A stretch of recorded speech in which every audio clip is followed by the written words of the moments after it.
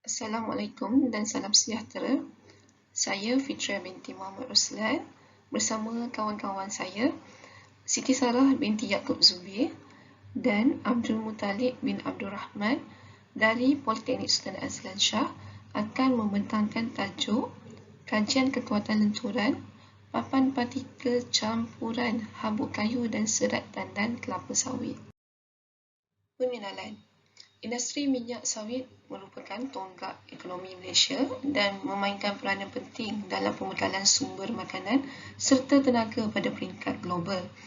Selama beberapa dekad, Malaysia berada pada kedudukan baik selaku antara negara penyeluar minyak sawit paling produktif di dunia.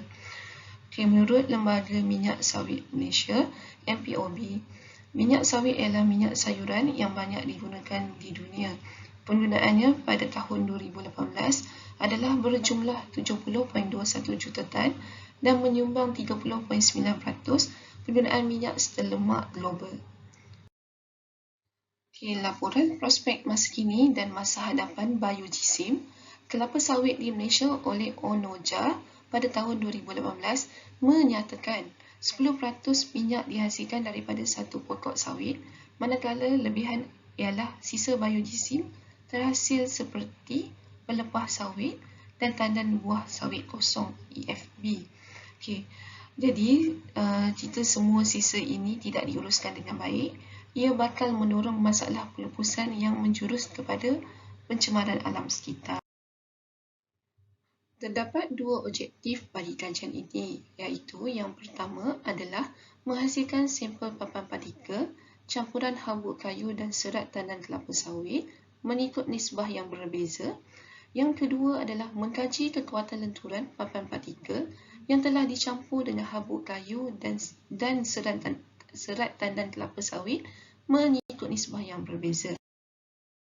Skop bagi kajian ini adalah bahan yang digunakan dalam penghasilan papan partikel ini ialah habuk kayu dan serat tandan kelapa sawit. Kajian ini menghasilkan papan partikel yang berketumpatan 600 kg per meter padu, di mana nisbah bahan yang digunakan adalah berbeza, iaitu 100% habuk kayu, yang kedua 70% habuk kayu dan 30% serat tandan kelapa sawit, yang ketiga 50% habuk kayu dan 50% serat tandan kelapa sawit. Bagi kajian ini, ujian yang dilakukan adalah ujian kekuatan lenturan, di mana ujian ini adalah merujuk piawai British Standard EN 310/1993. Metodologi kajian. Berikut adalah carta alih proses penghasilan papan partikel. Untuk proses penghasilan papan partikel ini, proses yang pertama adalah proses penghancuran. Proses penghancuran ini di mana tandan kelapa sawit dipotong secara halus menjadi partikel-partikel menggunakan mesin hammer mill. Proses yang kedua adalah proses rendaman. Proses ini bertujuan untuk mengasingkan bahan asing yang terdapat dalam tandan kelapa sawit. Seterusnya adalah proses pengiringan. Proses pengeringan ini adalah selepas proses rendaman. Ini adalah adalah untuk memastikan partikel-partikel tandan kelapa sawit ini berada dalam keadaan kering sepenuhnya. Seterusnya adalah proses pencampuran perekat dengan partikel ataupun disebut sebagai blending process. Untuk proses ini, pencampuran bahan perekat dengan bahan pembuatan partikel dicampurkan. Seterusnya adalah proses penaburan campuran ke dalam acuan. Untuk proses ini, taburan dilakukan secara lapisan demi lapisan supaya bahan campuran tersebut dapat memenuhi ruang dalam acuan. Seterusnya adalah proses tekanan. Proses tekanan ini dilakukan selama 6 minit menggunakan mesin hidrolik press dengan tekanan sebanyak 70 psi. Uji kaji yang dijalankan adalah ujian kekuatan lenturan, di mana ujian ini bertujuan untuk mengetahui modulus tahan jalan dan juga modulus kehancuran.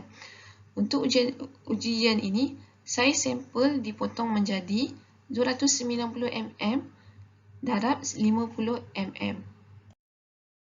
Analisis data kajian. Berikut merupakan data ujian kekuatan lenturan bagi papan partikel yang telah dihasilkan. Bagi setiap nisbah, sebanyak 5 sampel disediakan. Berdasarkan jadual yang diberikan, jadual ini meliputi bilangan sampel, meliputi ketebalan sampel, lebar, panjang, berat serta keputusan MOE dan MOR. Berdasarkan jadual yang pertama, purata bagi MOE adalah 1110.03, manakala MOR pula adalah 9.08. Untuk ujian kekuatan lenturan, bagi nisbah 70% habuk kayu dan 30% serat tanam kelapa sawit, purata bagi MOE adalah 1159.45 dan purata bagi MOR pula adalah 8.58 Newton per milimeter persegi. Seterusnya, berikut merupakan jadual bagi ujian kekuatan lenturan bagi papan partikel yang bernisbah 50% habuk kayu dan 50% serat tanam kelapa sawit. Di mana purata MOE-nya adalah 1159.60 Newton per milimeter dan MOR-nya pula adalah 10.20 Newton per milimeter. Secara kesimpulannya, keputusan bagi ujian untuk nisbah 50% habuk kayu dan 50% serat tanam kelapa sawit dengan menunjukkan nilai purata MOE adalah 1159.60 Newton per milimeter dan MOR ialah 10.20 Newton per milimeter, manakala nisbah 70% serbuk kayu dan 30% serat tanam kelapa sawit dengan nilai purata MOE dia adalah 1159.45 Newton per milimeter dan MOR adalah 8.58 Newton per milimeter. Keputusan ini lebih tinggi berbanding dengan keputusan bagi 100% habuk kayu. Maka kedua-dua nisbah iaitu 50% habuk kayu dan 50% serat tanam kelapa sawit dan 70% habuk kayu, 30% serat tanam kelapa sawit adalah lebih tinggi dan menghampiri piawai BS EN 310 1993. Secara kesimpulannya, berikut merupakan rumusan keputusan uji kaji bagi ujian kekuatan lenturan untuk ketiga-tiga nisbah yang digunakan dan juga rumusan bagi piawaian yang digunakan iaitu British Standard EN 310 1993. Graf berikut menunjukkan perbandingan MOR mengikut peraturan sampel bagi penghasilan papan partikel campuran habuk kayu dan serat tanam kelapa sawit. Berikut adalah jadual bagi perbandingan MOE mengikut peraturan sampel dan juga standard piawaian yang digunakan. Secara kesimpulannya, berdasarkan uji kaji yang telah dijalankan, sampel yang bernisbah 50% habuk kayu dan 50% serat tanam kelapa sawit menunjukkan data yang menghampiri piawaian.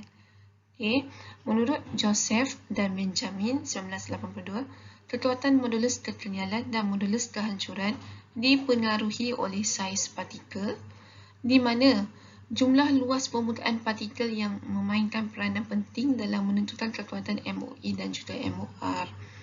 Hasil daripada analisis data ini juga menunjukkan sampel yang bernisbah 50% habuk kayu dan 50% serat tanam kelapa sawit sesuai untuk dijadikan bahan dalam penghasilan perabot seperti meja belajar, almari baju dan juga rak buku.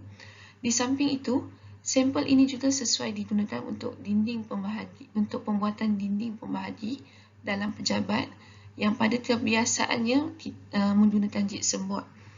Penggunaan tanam kelapa sawit ini boleh dijadikan bahan alternatif selain daripada penggunaan kayu dalam industri perabot. Sekian, terima kasih.